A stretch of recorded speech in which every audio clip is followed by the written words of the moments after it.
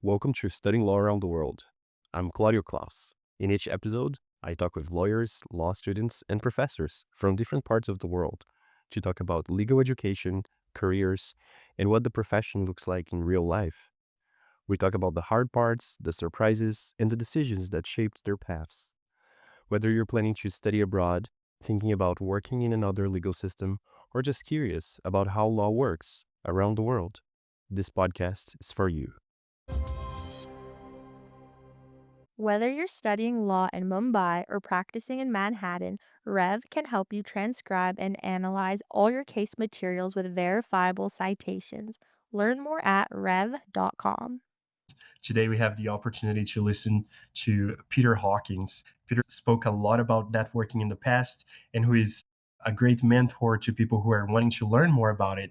Thank you so much for joining us today, Peter. I am delighted to be here. Thank you very much for inviting me. And Peter, to introduce you to our audience, would you mind introducing yourself? Sure, I'm happy to. So I am the co-owner of MELLOHAWK Logistics with Arno Mello, who is the Brazilian in the mix. I am co-chair of the Brazil-Canada Chamber of Commerce, which I just got reelected, which is always nice. And I am a mentor to newcomers, women reentering the workforce, new grads, and really anybody without a network. What I found was in my own career, and in, with MELLOHAWK specifically, we hire newcomers. And in fact, I'm the only Canadian born person in the company. Everybody is from somewhere else. And since they had terrible stories of how they got here and what they had to go through, I decided I would make it my mission to tell people, okay, this is what you can do. These are the strategies you can use so that you don't have to go through all that terrible crap to get here. And I've actually spoken to lots of young lawyers, and Brazil has a real sophistication when they're bringing when lawyers are immigrating here, and those who have actually done all the training to be both legal in Brazil and legal here are really, really good, really sophisticated. However, everybody needs help networking, and I'm happy to do that. That's amazing. Thank you so much for your willingness to be here in the podcast today, and also for all the work you do for people all around the globe, really, who are coming here to Canada. And I took the liberty of putting some questions together here. I watched a few of your previous podcasts as well, and I loved learning about your story. From what I understand, you grew up in somewhat of a countryside part of the country and came to an industry that you didn't know much about. So it's amazing that you've just really built that for yourself and saw all of that firsthand. Well, it's funny. I come from New Brunswick, which is a small province. It's funny I say that, but I only lived there in my teenage years. As a kid, I lived in Nova Scotia, and then I went to Dalhousie University in Nova Scotia. But in those formative teenage years where you build your friends and you build your connections, and it's quite funny because it is a very rural area, and my parents had retired by that point, living in a farm. My sister has an organic farm next door. But when Facebook came up, suddenly I was reconnected to all the people I graduated from high school with. And they went on to have successful lives in politics and business and in farming. It was wonderful to reconnect with those people, but it was also wonderful to see that the world now could connect online. It didn't have to be there. And then in the next part of the career move is came west to Ontario because everybody comes to Toronto looking for jobs. And once we're here, I found myself at odds and did all the bartending jobs and all the waitering jobs and all that stuff. And I got a job at McClellan Stewart Publishers, a very beautiful publisher with lovely books. We did The Handmaid's Tale, we did The English Patient, lots of big, big, lovely books. And I only played a small part in that, but I worked there for 10 years. I loved it. However, we were bought by a German company, and suddenly I was 40 years old. I was out of a job, and I was really overpaid in a dying industry. And so Arno said, look, I want to start this freight forwarding company, and I need you to be there. And so we started it, and he actually started it, and then I sulked for 4 months, and then I joined. And it's funny. I barely knew what freight forwarding was, and then I owned the company, and so it was crazy to learn about international shipping and how it works and all this kind of stuff. And but ultimately, then as we started hiring people, we realized what we needed, and what we needed was that international expertise. We needed people who knew the home markets. We needed people who had a great facility with language. And once that all got in place, I realized that my real value too was helping those people and others navigate what happens here in Canada, how we do business. Being kind of the gringo in the mix. And we've never looked back. It's been 23 years, and it's been a wonderful ride with the company. And in addition to that, though, Aaron was Brazilian, and so I had lots of access to Brazilian stuff, and that got me volunteering in different organizations, including the Brazil Canada Chamber of Commerce, the BCCC, and other organizations. And that's been really rewarding as well. Sometimes careers are completely accidental, no matter what you do, no matter what you try to do. Absolutely. And going into the topic of today's podcast, I'd love to hear a little bit about your views and your commentary, specifically starting up on online presence and LinkedIn. So I've heard some of your great comments about, people should do this and that for a picture on LinkedIn. People should do, different things, and I love how practical those are. So I'd love to start by asking, what's something lawyers often do on LinkedIn that maybe looks strategic but could backfire when it comes to building trust, actually getting work, getting business? So there's a couple of things here that I think are very interesting. COVID was the great equalizer. Once COVID kicked in and people are working from home, you no longer had to reach out through the people who keep the gates closed. You suddenly could access the actual decision maker. And with that in play, I found more and more people could access the decision maker, but they weren't ready to access the decision maker because no matter how professional you are in person, no matter how good you are in person, if your online presence doesn't make you look professional, then when you're reaching out, the other person is thinking, my God, who is this? They're just dying a little bit. So I try to get everybody to understand that we do judge a book by its cover. And so you have to make sure that your LinkedIn and your other communications are all completely professional. And I am a big believer in understanding what you can control. You can control this. These are, when people say, oh, well, it's out of my control. No, it's not. If you spent 2 hours on your LinkedIn profile, 2 hours, you could change the way people perceive you.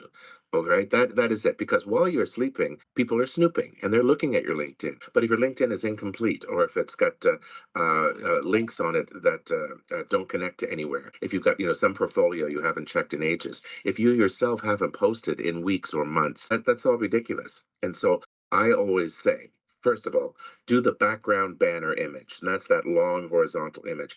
It is 20% of the profile we see on the screen. So if you are a lawyer and you are an internationally trained lawyer who can work in Canada, then I want to see your home flags. I want to see Canadian flags. I want to see handshakes. I want to see images that reinforce that. Okay. I do not want to see nature, don't want to see flowers, don't want to see mountains, don't want to see a quote from Nelson Mandela. I want to see something that really does make me think that you are a lawyer. Okay. And we're talking about law in this particular case. The next thing is the photo. Lawyers always do that very severe, non-smiling pose, and with the hands folded, right? They always do the hands folded. And I'm always saying, okay, that's not the lawyer I want. I want the lawyer who is welcoming to me.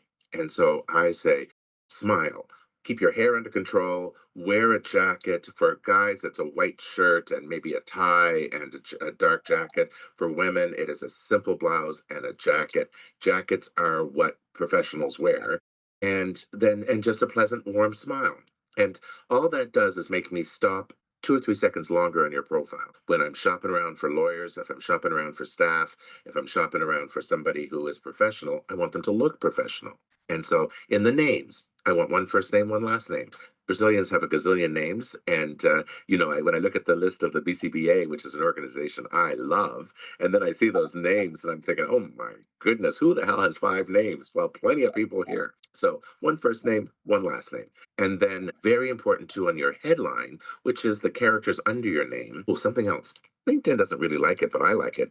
Put your credentials, the letters of your degrees right beside your name, because I want to see it front and center what you've been trained for, because that shows me that you have the dedication to do it. So I want to see that right beside your name. Then underneath your headline, you have 260 characters. I want to see keywords, if you what kind of litigation you do, what kind of networks you belong to. I want to know if you're multilingual, all of that stuff. Don't put your company name and your school name again. That's already going to show up on the right-hand side of your profile. So in that 260 characters, that goes to 4 lines. You can jam a lot in there. Then under contact information, fill it out. Please give me a phone number. Please give me an email. Don't give me your birthday, though. I'm not going to send you any gifts. I always say, when I see people put their birthday in, I think, well, I can steal your ID now. So don't put your birthday in. And in fact, I know plenty of people, when your birthday comes up, that's when they delete you, okay? Because you've got so much activity on your profile, you're not going to notice. So don't give people a reason to say no. I also, it's funny. I've seen plenty of people who say, "Oh, I don't like that person. They're a Capricorn." And so if you have, don't give people a reason to say no. That's what I say over and over again. So good contact, complete contact information.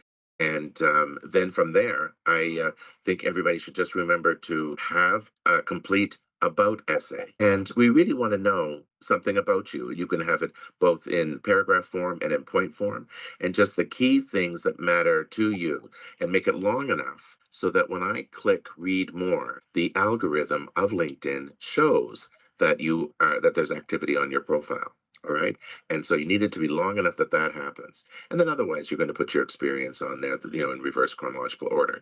If you have some outstanding volunteerism that happens at the very end of your profile, put it up in your essay and maybe even reference a little bit in your headline.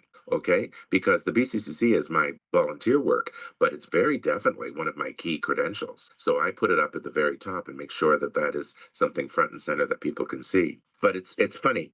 I mean, I'm giving all these very practical comments, but I want to remind people why they're doing LinkedIn. All right. Number one, you're doing it so that people can find you online, and it'll be more likely they'll look there than they will on a website for your law firm. And the other thing that I think is super important for people to remember is that you can pick up all kinds of clients and business by having that profile there. Okay. I think that's something that's very, very important. As we've been hearing from lawyers around the world on this show, one thing that's universal is the challenge of managing massive amounts of case materials. Whether you're dealing with witness statements in Sydney or reviewing contracts in Chicago, the volume can be overwhelming. That's why I wanted to tell you about Rev. Instead of analyzing documents one at a time, you upload everything to one workspace: PDFs, audio recordings, video depositions, transcripts. Rev's AI analyzes them all together and spots connections you'd never catch working file by file. Every insight comes with clickable citations that take you right back to the source. So when the AI finds a contradiction between witness statements, you can verify it instantly. Whether you're a law student or practicing attorney building your international career, Rev Insights gives you that edge our guests always talk about. Check it out at rev.com. Perfect.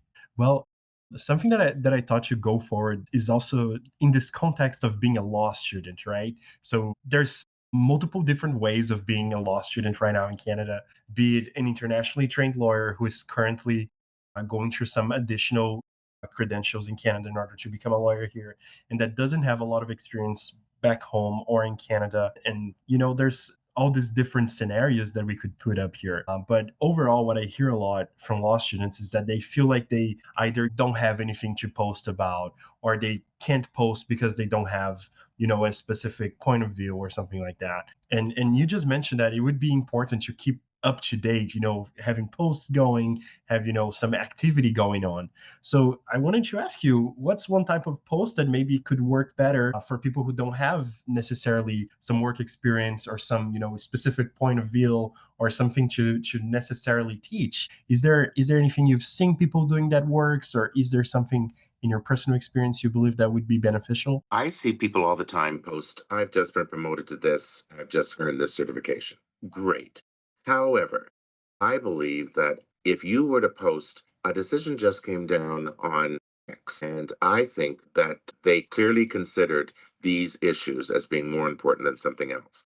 So, if, in other words, you're posting a commentary on some decision that's in the news, all right, that makes you thoughtful It makes you interactive with the LinkedIn algorithm. And I can't impress upon you how important that is, because just because you're on LinkedIn doesn't mean your name is going to come up for anything. The algorithm works that the person who is more active on LinkedIn will rise higher than ones who aren't. So the best qualified person is not the person who gets the job, it is the person who has the balanced amount of activity.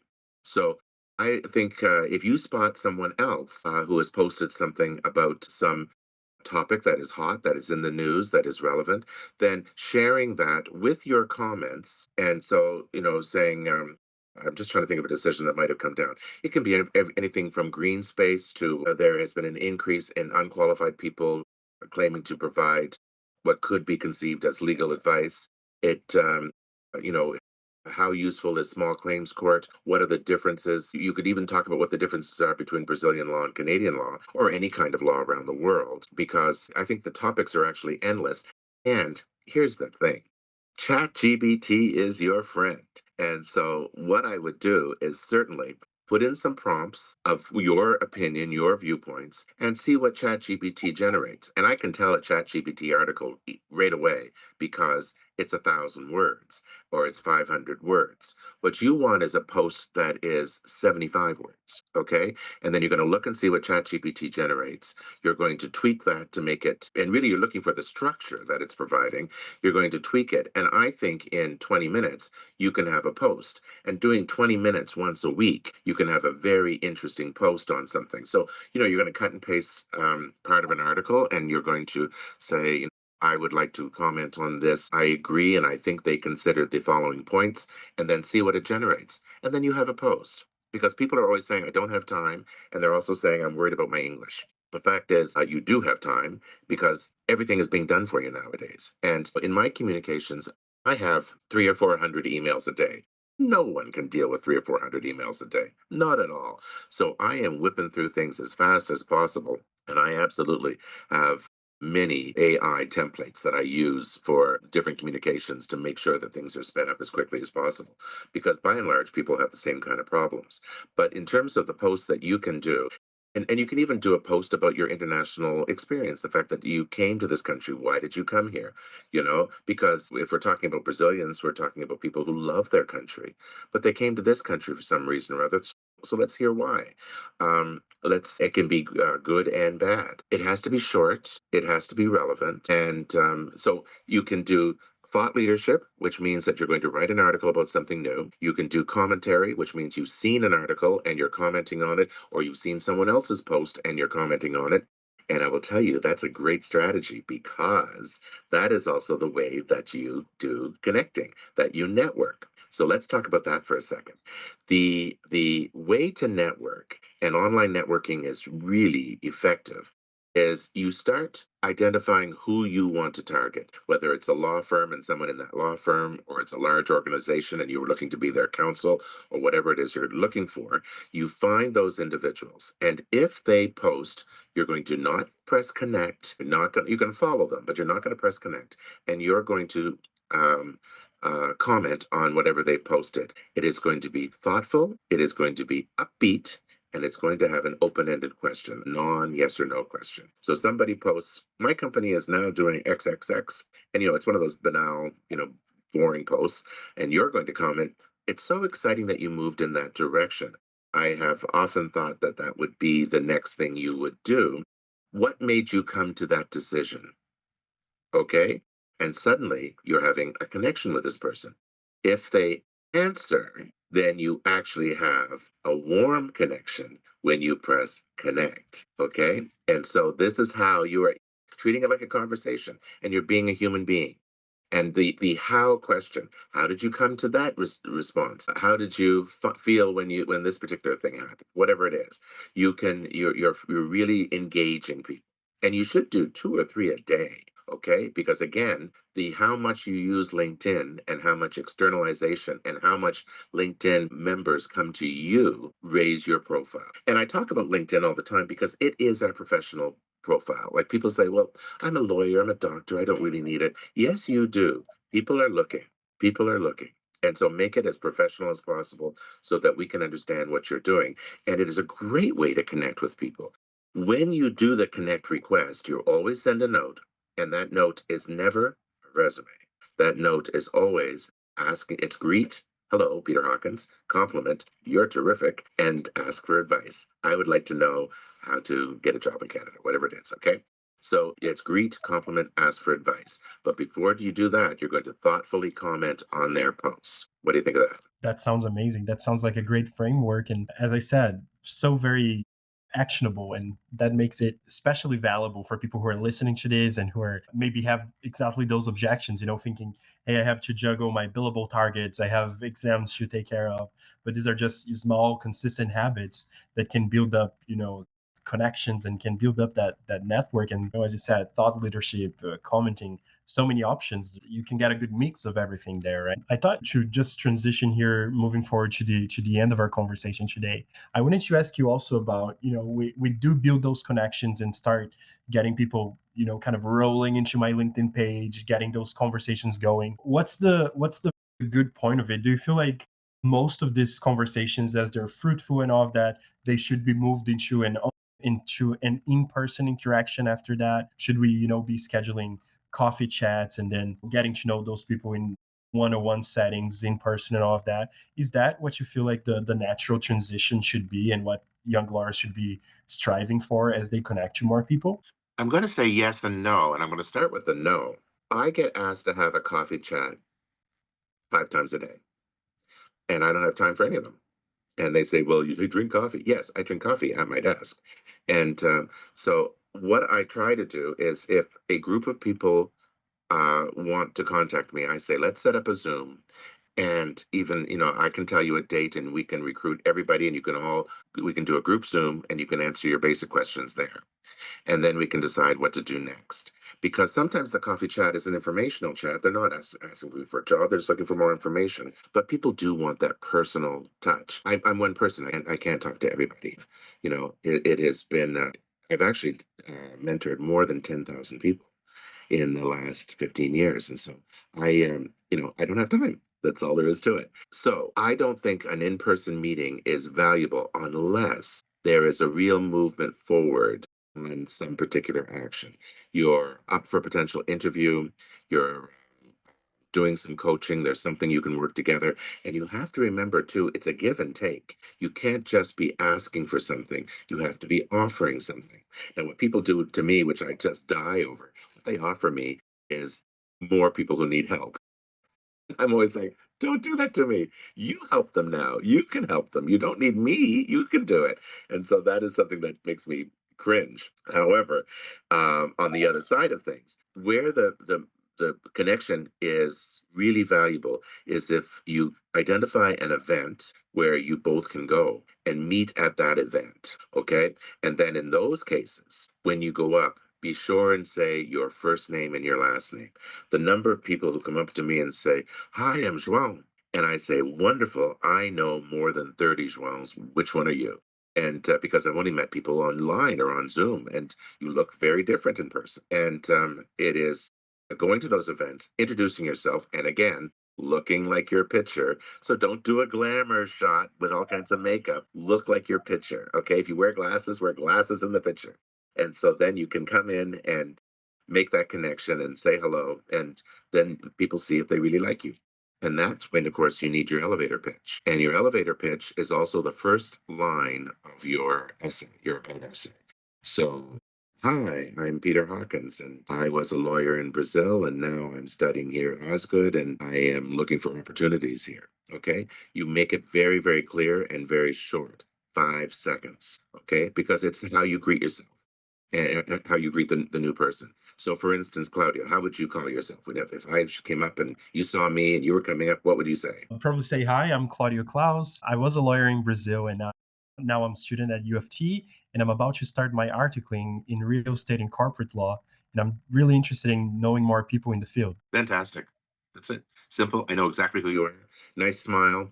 That's all you need. But going to a networking function, going to any public function and not shaking the hand of every person there means you failed. Okay? I don't know if you ever saw me in action, but I say hello to everybody. I was going to ask about that, to wrap up today's episode, if that was natural to you, if you put an effort and now it happens more and more, and how can more people do that? You just do it. Everybody wants to meet somebody. If you stand in the corner and talk to the person you came with the entire time, you failed. Okay? At every event, hello, hi, I'm Claudio Klaus. I was a lawyer in Brazil and now I'm at U of T, and, especially interested in real estate. Have you bought a house lately? And just talk to everyone, shake their hands, ask a follow up question. Okay? It's a minimum two questions and it's a minimum of 7 minutes with each person. Okay? Which makes it hard to shake hands with everybody, but you're still going to work the room. If you're at a 2 hour event, you have time to shake hands with everybody in the room. Okay? And the other thing too is I break up groups. Group is talking, I break in, hi, everybody, I'm Peter. Shake hands, and I just take over. It is, and then I go to the next group and then go back talking about whatever they were talking about. But the fact is, I am there networking. Everybody will know who I am when I finish in that room. Everybody should know who you are. Everybody should know who everyone is in your audience. Okay? That is what networking is. Making sure they know who you are, they know what you have to offer, and they like you. And I must say this to people who are listening and who are maybe going to go to an event where Peter is. He's amazing at introducing you to other people too. I've found that you have that superpower of being a connector. You're like, oh, you're studying law. Let me introduce you to the lawyers who are here in the event.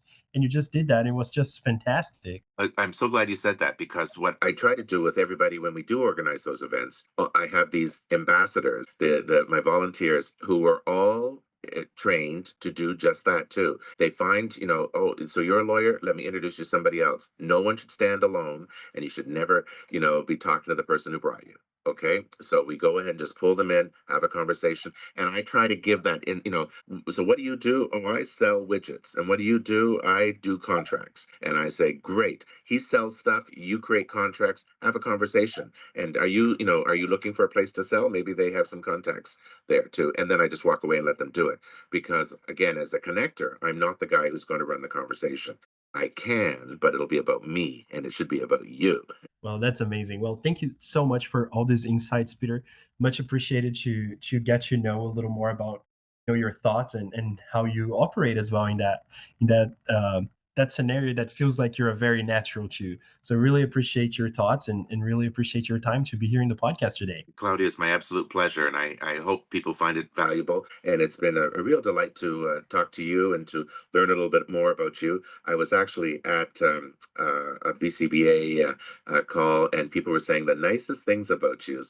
Congratulations, you're doing something right. Well, that's very good to know. Thank you so much, and thank you all for tuning into today's episode. And we'll see you on the next one.